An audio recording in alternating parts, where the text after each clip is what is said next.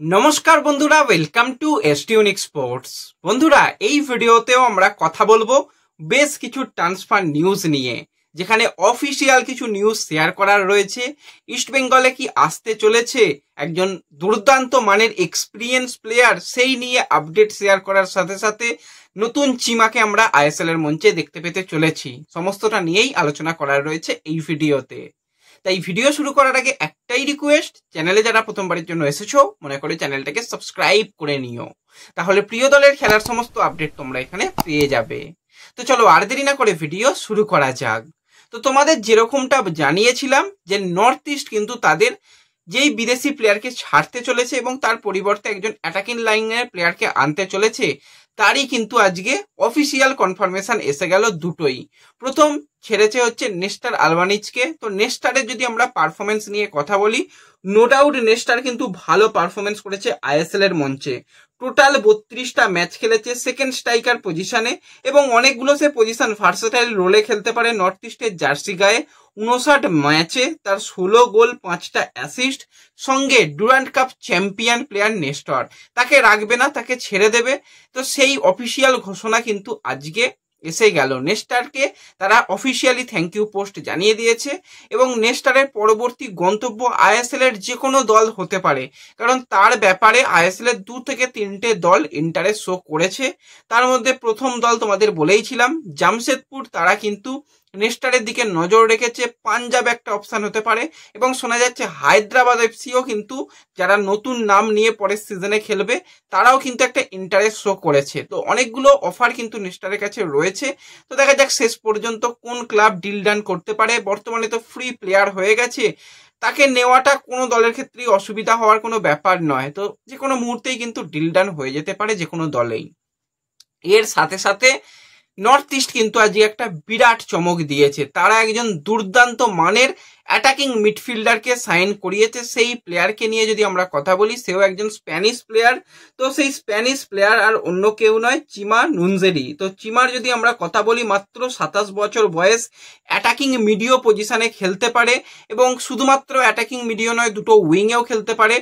তার কেরিয়ারের দিকে তাকালে তাকে মনে হবে না যে খুব বড় মানের কিছু প্লেয়ার, কিন্তু তার যদি ওভারঅল সুপার স্কোর রেটিং বা ক্লাব কেরিয়ার দেখো, সেখানে বেশ কিছু ভালো মানের ক্লাবে সে খেলেছে এবং লাস্ট ইয়ার তার পারফরমেন্স তো দারুণ ছিল।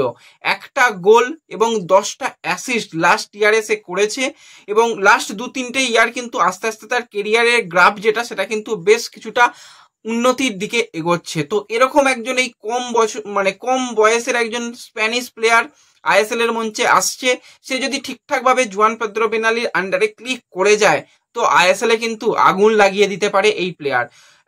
নেস্টরের থেকেও একটা আপগ্রেড ভার্সন হিসাবে কিন্তু এই চিমাকে অফিসিয়াল সিগনেচার করে নিয়েছে নর্থ ইস্ট ইউনাইটেড এফসি এবং তার নাম ঘোষণার সঙ্গে সঙ্গে তারা প্র্যাকটিসেও তাকে ডেকে নিয়েছে। যত তাড়াতাড়ি চেষ্টা করছে ভিসার কাজ মিটিয়ে তাকে ভারতে নিয়ে আসার, এবং 13 তারিখ থেকেই কিন্তু নর্থ ইস্ট প্র্যাকটিস করবে এবং এই প্লেয়ারের সঙ্গে আলাদিনের একটা জুটি আমরা পরের সিজনে দেখতে চলেছি। আলাদিন তো এই সিজনে নিজেকে আলাদাভাবে প্রমাণ করেছে। ঠিকঠাক অ্যাটাকিং মিডিও তাদের দলে ছিল না, সেই জায়গায় একজন পারফেক্ট অ্যাটাকিং মিডিওকে নিয়ে এসেছে। আরও একজন মরক্কোন প্লেয়ার আসতে চলেছে, সে কিন্তু ডিফেন্সিভ মিডিওর সাথে অ্যাটাকিং মিডিও হিসেবেও খেলতে পারে, সেরকম একজন প্লেয়ারের সঙ্গে কথাবার্তা বলছে। তো নর্থ ইস্ট কিন্তু একটা সেরা দল গঠন করছে। তারা খুব যে বেশি টাকা দিয়ে কোনো প্লেয়ারকে নিচ্ছে সেরকম নয়, তারা এমন কিছু কিছু কোয়ালিটি বিদেশি সাইনিং করছে যারা ম্যাচের রেজাল্ট এনে দেবে, যারা ম্যাচের পরিসংখ্যান বদলে দেবে। তাদের দলে এমন কিছু তোমরা জাতীয় দলের প্লেয়ার দেখতে পাবে না যে হ্যাঁ খুব বড় মানের বেশ কিছু ইন্ডিয়ান নাম রয়েছে, তবুও তারা যথেষ্ট ভালো করছে। এই জন্যই বলা যে যাদের বিদেশি ব্রিগেড ভালো, তাদের রেজাল্ট ডেফিনেটলি ভালো হবে। তো এর সঙ্গে সঙ্গে আমরা যদি একটু জামশেদপুর এফসিকে নিয়ে কথা বলি, অফিসিয়ালি ভাবে জর্ডান মারেকে ছেড়ে দেওয়া হয়েছে, তোমাদের জানিয়েছিলাম, এবং তার সাথে সাথে জাভিয়ার সিবেরিও টোরো, তাকেও ছাড়তে চলেছে জামশেদপুর, জানিয়েছিলাম। এবং সিবেরিও নিজস্ব সোশ্যাল মিডিয়াতে সে থ্যাংক ইউ পোস্ট জানিয়ে দিয়েছে জামশেদপুরকে। জামশেদপুরের তরফ থেকেও অফিসিয়াল অ্যানাউন্সমেন্ট আসতে চলেছে। এবার তোরোর পরবর্তী গন্তব্য কি হবে তোমাদের জানিয়েছিলাম। তোরোর কাছে রীতিমতন বেশ কিছু আইএসএল ক্লাবের অফার রয়েছে। তো তোরো কিন্তু আবারও ফিরতে চলেছে মানালো মার্কুয়েজের কাছে। এফসি গোয়াতে সাইন করতে চলেছে তোরো 2-3 দিনের মধ্যেই। অফিসিয়াল সিগনেচারটাও হয়তো হয়ে যাবে। হায়দ্রাবাদ এফসিতে যখন মানালো ছিল, তো মানালোর আন্ডারে তোরও খেলে চ্যাম্পিয়ন হয়, পরবর্তী সময় ইস্টবেঙ্গলে এসেছিল, সেখানে চ্যাম্পিয়ন হয়েছে সুপার কাপ। জামশেদপুরে গিয়ে নো ডাউট ভালো খেলেছে, তোরও যে খুব হাইফাই স্ট্রাইকার তো নয়, যতটুকু সে খেলেছে ঠিকঠাক ভাবেই সেই দলকে সাহায্য করেছে।